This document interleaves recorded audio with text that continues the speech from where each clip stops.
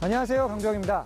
전 세계의 이목을 집중시키고 있는 아이오닉 5N을 집중 탐구해보기 위해 저는 오늘 남양연구소를 찾았습니다.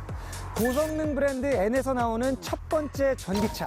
이 차에는 다른 브랜드에서 아직 쓰지 않았던 굉장히 독특하고도 흥미로운 기술들이 대거 들어가 있다고 하는데요. 그 중에서도 기존 내연 고성능 차의 감성과 운전의 재미를 극도로 끌어올리고 말 그대로 운전자의 심장을 뛰게 하는 그런 특별한 기술이 들어가 있다고 해서 한번 파헤쳐 보도록 하겠습니다. 저와 함께 가보시죠.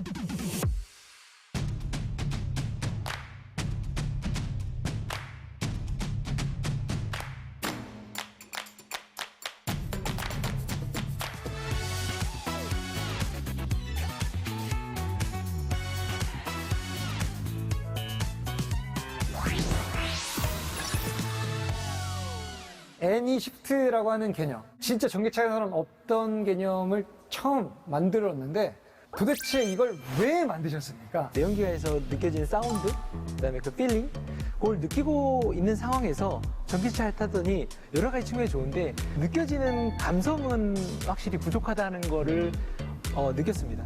뭔가 좀 채우고 싶은 마음? 뭔가 좀 허한 그 공허함을 네네. 메꾸고 싶었군요. 네, 모터는 사실 무궁무진하게 제어를 할 수 있고 그런 시스템이 있는데 뭔가 좀 변속기를 가상으로 만들 수 있진 않을까라고 접근을 했고요. 습식에 있는 고성능 기능들이 있었기 때문에 이런 거를 이쪽에 이렇게 넣으면 재밌지 않을까? 라는 생각에서 EV 차량에 저희가 eShift라는 기능을 추가하게 됐습니다. 저는 참 반가운 게 그 부분인 것 같아요. 진짜 운전에 열정을 가지고 있는 사람들이 야, 이런 기능까지 똑같다면 진짜 근사하지 않겠어? 약간 이런 접근도 예, 느껴지는 맞습니다. 예. 처음 이 아이디어를 내보냈을 때 회의적인 시각은 없었나요? 제일 처음에는 아마 그 타 브랜드처럼 저희도 변속기를 넣어야 되는 게 아닌지에 대해서 검토를 한 적도 있습니다. 진짜 변속기. 네. 변속기라는 게 그렇잖아요. 한정된 엔진의 성능을 그 모든 상황을 모든 차량의 속도에 커버할 수 있게끔 그 바꿔주는 게 변속이거든요. 그렇죠. 똑같이 한정된 모터의 성능을 차량의 주행 성능에 맞게끔 맞춰주기 위해서 변속기가 필요하지 않을까라고 고민을 했는데 저희가 개발하는 와중에서도 검토하는 와중에서도 모터 성능이 점점 좋아지더라고요. 고성능의 모터를 쓰는 게 차량 측면에서는 훨씬 효율적일 것 같다라고 저희가 해서 접근을 하게 됐습니다. 실제 어떤 식으로 이 모터가 움직임이 결정이 되는 거죠? 결국에는 이 토크를 무조건 정토크로 리니어하게 출력해 주면은 이제 아무 감이 없겠죠. 마이너스 토크로 갔다가 순간적으로 올리면은 이 플러스와 마이너스로 가는 그 종방향의 움직임에 의해서 그렇죠. 결국에는 변속 충격이 운전자한테 느껴진다고 보시면 될 것 같습니다. 그러니까 역방향까지 모터를 돌리지는 않는 제어군요. 예, 그렇죠. 이렇게 얘기하면 좀 더 이해가 쉬우실까요? 회전 속도는 항상 정방향이지만 그 EV 모드에서는 잘 아시는 것처럼 가속 페달을 밟으면 가속의 힘으로 차가 구동력이 플러스로 쭉 나가고 엑셀을 떼면은 회생 제동을 하기 때문에 차가 토크가 약간 반대로 걸리는 것처럼 토크가 마이너스 토크가 나오거든요. 실제 모터 뒤로 도는 건 아니죠. 그렇죠. 맞습니다. 그 방식을 그대로 20%로 갖고 와서 플러스 토크를 주는 때는 아까 말씀드린 미는 것처럼 하고 또 마이너스 쪽 회생을 할 때는 당기는 것처럼 하는 그거를 좀 빠르게 해서 이런 감을 생성한다고 보시면 될 것 같습니다. 모터의 토크를 이용해가지고 이제 변속감이나 아니면 다른 제어기와의 협조 제어를 통해가지고 소프트웨어적으로 구현이 되어 있어서 이제 캘리브레이션 됐다고 보시면 될 것 같습니다. 변속기 같은 경우에는 실제로 그 이제 클러치가 떨어졌다가 붙으면서 마찰이 시작되면서 오는 그 어떤 충격에서 오는 물리적인 양, 클러치와 크랭크 쪽이 붙으면서 밀어내는 그 충격량도 운전하면서 느껴지는 어떤 쇼크라고 할까요? 그런 부분들에 대한 구현 같은 거는 어떻게 가능한가요? 기본적으로 변속되는 업시프트를 예를 들겠습니다. 그러니까 업시프트는 이제 높은 토크에서 이제 낮은 토크로 이행하는데 이렇게 선형적으로 이제 내려오는 게 가장 이상적인 거죠. 근데 이상적인 프로파일로는 안 나오고 엄밀히 따지면은 이제 변속 과정상에서 이제 뭐 클러치를 제어함에 있어서 약간의 충격이나 변속이 그 끝나고 나서의 그 충격이나 이런 부분들이 결국에는 이제 운전자가 느끼는 그런 요소가 되는 건데요. 이게 마찬가지로 이 모터 토크를 제어하는 거를 이 선형적으로 이렇게 프로파일링을 그릴 수가 있습니다. 이 프로파일링을 그리는데 이 변속이 되는 과정들을 이제 그 모사를 해가지고 이런 포인트들이나 아니면 이런 포인트들에 결국에는 충격을 만들 수 있는 토크를 인가를 해주게 되면은 유사한 변속감이나 운전자가 느끼는 감들을 만들 수 있다라고 이해하시면 될 것 같습니다. 이게 결국 액티브 사운드 플러스로 어떤 그 RPM의 소리의 변화도 같이 다 연결되어 있는 부분이 아닌가 싶은데요. 저희가 주안점을 두고 개발했던 거는 결국에는 운전자한테 어필할 수 있는 포인트거든요. 토크의 레벨에 그 준하는 이제 가상의 그 엔진 속도를 생성을 해주고 그거를 이제 디스플레이를 통해서 이제 클러스터에 출력하도록 그렇게 만들고 있고요. 그 RPM을 동일하게 이제 입혀가지고 가상 볼륨이라는 거를 저희가 VCU에서 결정을 하게 됩니다.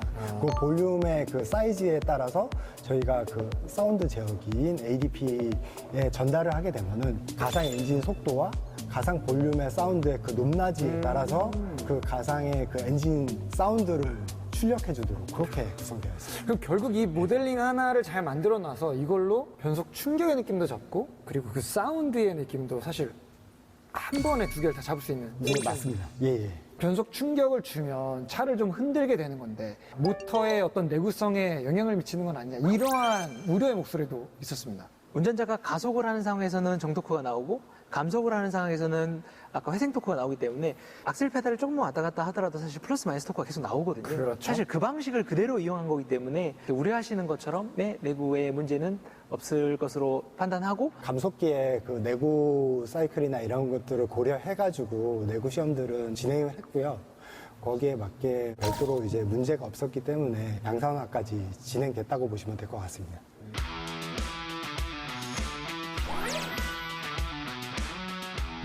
자, 애니시프트를 만나러 트랙 위에 올라왔습니다. 네, 출발할 때부터 살짝 미소가 지어지는 게 아이들링 상태에서 이 흔들리는 그 RPM의 시각적인 표시 그리고 진동까지 만들어놨어요. 진짜 엔진 달리는 운전인 줄 알았다니까요. 자, 이 자동 모드는 그냥 평범하게 2000rpm 전후로 따박따박 기어를 한 단씩 돌려주는 그런 효과와 소리가 납니다. 실제로도 진짜 변속이 되고 있는 것 같아요.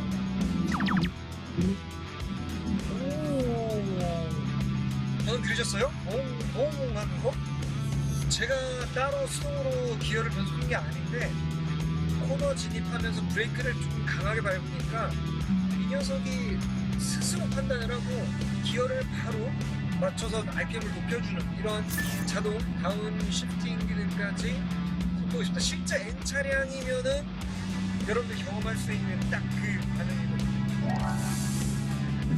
진짜 이거 너무 자연스러워서 순간 이 차가 전기차다라는 사실 자체를 그냥 완전히 잊어버릴 것 같은 그런 반응이에요. 자동 변속의 편리함을 느끼면서도 동시에 여전히 그 내연차의 어떤 그 감각과 그 자연스러웠던 그 느낌들, 진짜 그 리얼했던 그 느낌들이 각 상황마다 다르게 이렇게 올라온다는 거. 이거는 정말 개발할 때 너무나도 많은 어떤 변수들을 다 고려해야 되는 요소일 것 같은데 이런 부분들은 진짜 어떻게 개발을 했을까라는 존경심이 들 정도로 완벽하게 구현을 했습니다.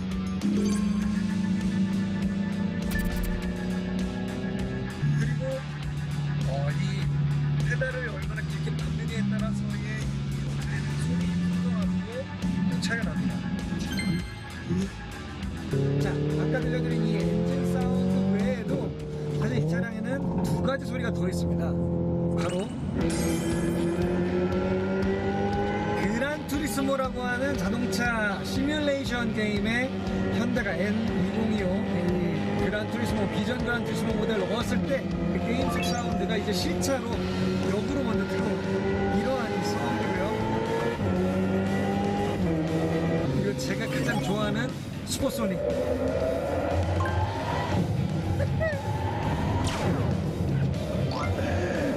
전투기가 음속을 돌파할 때 나는 그 사운드가 변속할 때마다 뒤에서 이렇게 강렬하게 낚아챕니다.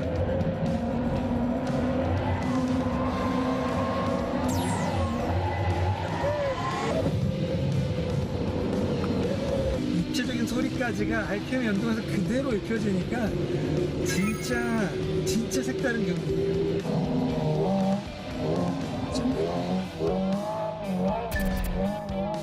자, 그리고 이렇게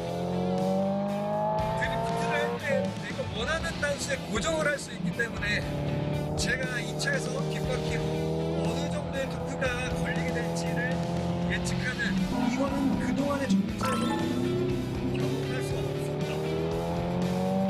정말 전기차도 진짜 재밌게 이 스포츠 주행을 공략할 수 있는 새로운 차원의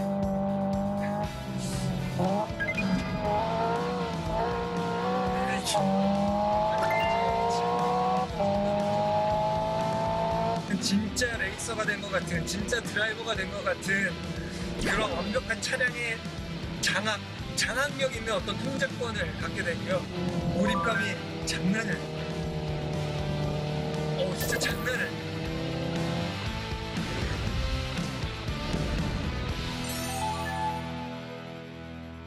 제가 지금 막 트랙을 타보고 왔거든요. 각 단별로 그 감속 엔진 브레이크의 느낌이죠. 그게 분명히 차이가 아주 섬세하게 다 다르다는 느낌을 받았거든요. 맞나요? 내연기관에서 낼 수 있는 변속감과 또 EV에서 내는 변속감을 동일하게만 이식을 한다고 해서 운전자가 그대로 내연기관스럽다 이렇게 느끼지는 않는 것 같더라고요. 엔진차들을 타보면서 거기서 오는 감속도나 이런 것들을 계측을 하고 그거를 그대로 이 가상변속 시스템에 입히기 위해서 펌핑 로스를 계산을 하고 그거에 따라서 RPM이 높은 영역에서는 좀 더 감속도가 더 심하게 일어나고 또 저단일 경우에 더 심하게 일어나도록 이렇게 계산을 해서 설계를 해서 넣었습니다. 아무래도 이 진짜 리얼한 변속 감각을 구현하는 거의 핵심 부분은 이 토크 매핑 부분이었을 것 같은데 맞나요? 1단이 있고 2단이 있고 3단이 이렇게 있으면 업시프트가 일어나게 되면 최대 토크를 기준으로 WOT 상태를 가정을 한다면 이 토크 라인을 따라서 쭉 가속을 하다가 여기서 2단으로 토크를 업시프트 하게 됩니다. 그리고 2단에서 3단으로 넘어갈 때도 이 가속 구간을 따라서 올라가다가 토크를 따라서 올라가다가 3단으로 이렇게 변속을 하게 되는 거죠. 킥다운 같이 이렇게 악셀 페달을 더 밟아서 요구 토크가 늘어난 상황이 되면은 3단에서 2단, 2단에서 1단으로 다운시프트가 일어날 때 이렇게 토크가 더 높은 영역으로 이동을 하게 됩니다. 이 차가 2단이나 3단에 고정된 상태에서 풀로 가속 페달을 밟는다고 해도 여전히 이 정도 인가된 토크를 벗어나지 않고 이 위쪽으로 토크가 올라가는 일은 절대 발생하지 않는 건가요? 네, 그게 변속기의 개념이고 그러기 위해서 2에서 1단을 변속을 하는 겁니다. 네, 그래서 매뉴얼 모드로 놓고 타게 되면은 2단의 영역에서 만약에 APS를 30을 밟거나 아니면 50을 밟으면은 이 가용할 수 있는 2단의 토크 영역 내에서 그 토크를 발생하게 되는 거고요. 그리고 2단으로 고정해 놓은 상태에서 악셀 페달을 계속 밟게 되면 가속을 하다가 노멀 스포츠 모드에서는 6,750rpm 그리고 M 모드에서는 7,750rpm에 가게 되면 일반 내연기관차처럼 퓨얼컷이 걸리는 것과 같이 더 이상 가속을 하지 않고 그 차속을 유지하고 있게 됩니다. 퓨얼컷의 느낌은 어떻게 구현을 하는 겁니까?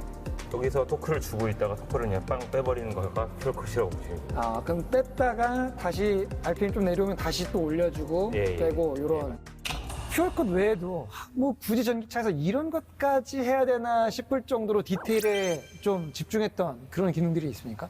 아이들 RPM 진동 모사, 쉬프트 인디케이터, 그리고 코너링 중 업시프트 금지, 그리고 헤비 브레이크, 그리고 LFU 금지, 그리고 레브 매칭 다운, 또 AGI라고 Available Gear Indicator 이 기능들을 8속 습식 DCT에 있는 기능들을 대부분 EV 애니시프트에도 넣어 놓았습니다. 와, 이건 어마어마한 디테일이네요. 야, 이거 해볼 거면은 완전히 리얼하게 가자.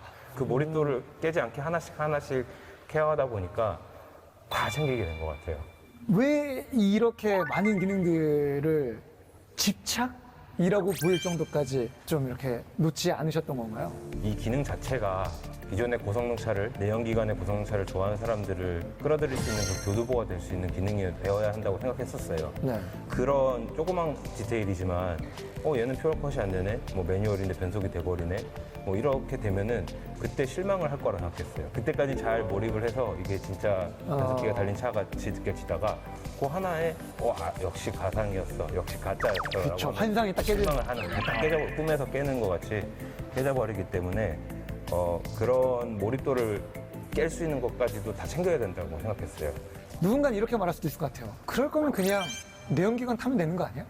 양쪽의 장점을 되게 취했다고 저는 보고 있어요. 왜냐면은 내연기관차 같은 경우에는 보통 엔진이란 거는 밟아도 바로 반응이 나오지 않지 않습니까? 그렇죠. 대신에 EV는 굉장히 빠른 반응이 장점이고 네. 변속기와의 느낌과의 합쳐진 이 형태가 되게 궁극의 운전성을 자랑하는 게 아닌가 저는 그렇게 생각합니다. 근데 애니시프트의 장점 중에 하나가 그런 원래 익숙함도 있겠지만 또 이제 이 엔진 RPM이 계속 움직이고 단이 올라가고 이 코너는 몇 단으로 내가 들어갔지 이런 보조적인 피드백을 받는 도구로서 서킷을 더 잘 달리게 할 수 있는 도구로서도 굉장히 훌륭한 부분이라고 생각합니다.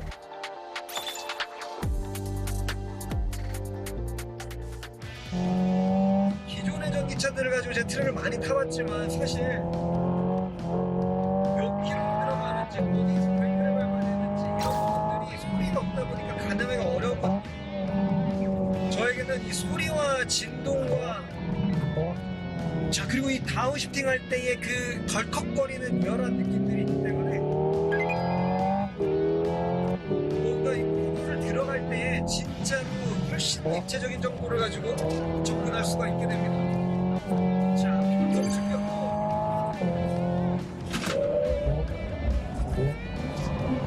이제 이 애니시프트를 켜니까 확실히 코너에 들어갈 때는 정말 아주 끝까지 이 브레이킹 포인트를 끄집어내는 게 가능합니다. 왜냐면 제가 지금 몇 킬로로 얼마나 빠르게 들어갔는지를 그냥 몸으로 느낄 수가 있거든요.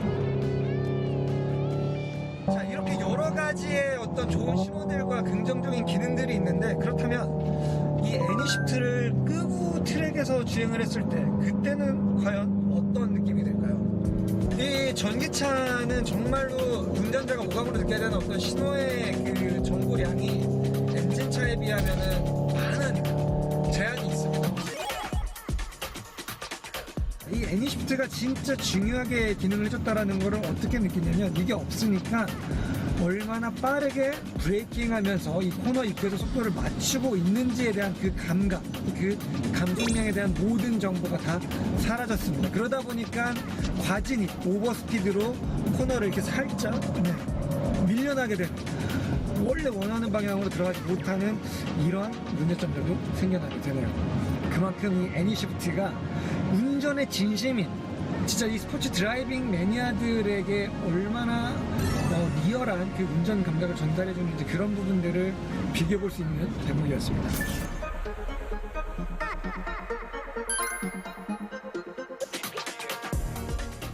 그 기존 고성능 내연 엔진의 감성이나 운전의 재미를 추구하기 위한 개발 목적이었는데 부수적으로 또 얻게 되는 어떤 장점들도 있었다면서요. 를 뛰면 이 정도 반응이야라고 했던 거 대비 확 들어오거나 이런 부분에서 많이 멀미감을 좀 호소하시는 분들이 좀 많았던 것 같아요. 맞아요. 이 회생 제동력에서 걸리는 그 저항감이 우리가 수십 년간 익숙했던 그 내연 엔진 엔진 브레이크랑 감각이 다르니까요. 네, 애니시프트를 적용을 하니까 이제 고속으로 가면 갈수록 점점 그 회생제동하는 양도 적어지게 됩니다. 주위에서 많이 타본 사람들이 이제 의견에 의하면은 그런 부분들이 좀 해소가 되는 게 보이고 있어요. 일리가 있어 보이네요. 네.